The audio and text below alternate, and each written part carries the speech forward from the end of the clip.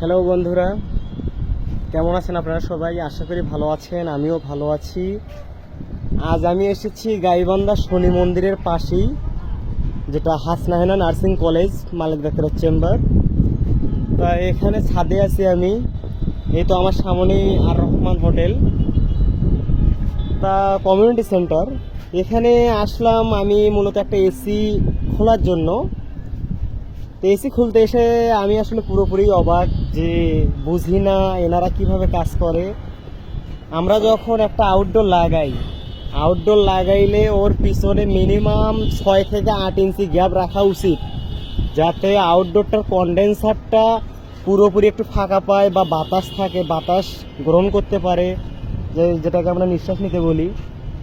তা আপনারা দেখতে পাচ্ছেন যারা কাজটা করছে, এটাই দেয়াল বন্ধুরা, এটা দেয়াল, এটাই আউটডোর। কতটুকু গ্যাপ দেখেন, এই দেয়াল আর আউটডোর মানে 2 ইঞ্চি গ্যাপও দেখতে গেলে নাই। বুঝি না যে কিভাবে কাজ করে। তারপরে আরো যেটা দেখে অবাক হইলাম, 1.5 টন একটা আউটডোরটা মূলত 1.5 টন। দেখতে পাচ্ছেন 1.5 টন একটা আউটডোর।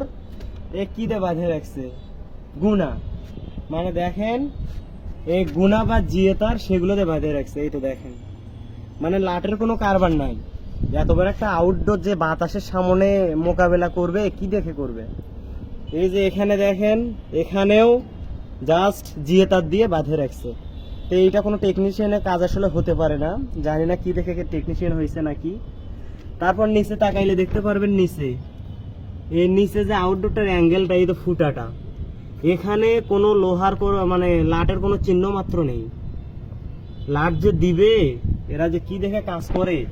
এইটাতেও সেম অবস্থা, মানে পুরো আউটডোরটা দাঁড়িয়ে আছে মূলত জাস্ট এই গুণাগুলোর জন্য, বুঝছেন?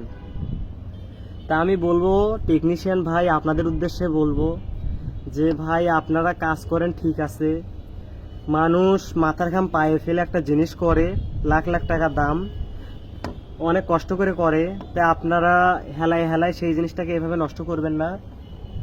আসলেই যদি কোনো সমস্যা হয়, দেখেন কোনো নেই, প্রোটেকশন ছাড়া এই জিনিসটা কিভাবে দাঁড়া আছে, একটা জিনিস তো ভাবা লাগবে। এই তো কোনো লাটে ছিটা ফোটা নাই এখানে।